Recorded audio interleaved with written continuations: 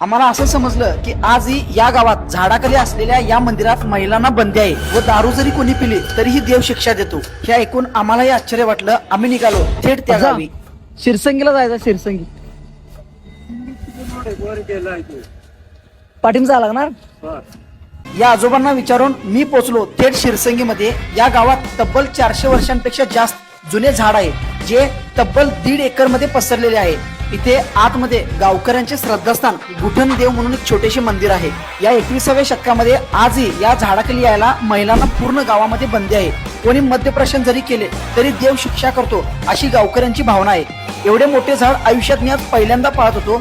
वैशिष्ट्य म्हणजे या वडाच्या झाडाच्या पारंब्या जमिनीपर्यंत पोहोचल्यावर पुन्हा त्या खोडासारख्या वाटतात. भावानो, जोगवा चित्रपट जर तुम्ही पाहिला असाल तर या जोगवा चित्रपटाचे शूटिंग याच झाडाखाली झालेले. आजरा तालुक्यातील शिरसंगी गावातील हे झाड एक निसर्गाचा अद्भुत चमत्कारच म्हणावा लागेल. हे झाड बघून मला फक्त एवढंच वाटलं की या वाढत्या शहरीकरणामध्ये झाडे जपा हा संदेश द्यायला त्यांच्यातला एक बुजुर्ग आज आपल्याला साथ घालतोय. म्हणून भावानो, आज आपण मोठमोठी जंगले पाहायला बाहेर जातोय, पण एकाच झाडाचं जंगलामध्ये रूपांतर झालेलं जर पाहायचं असेल तर त्या शिरसंगीमध्ये एकदा नक्की या.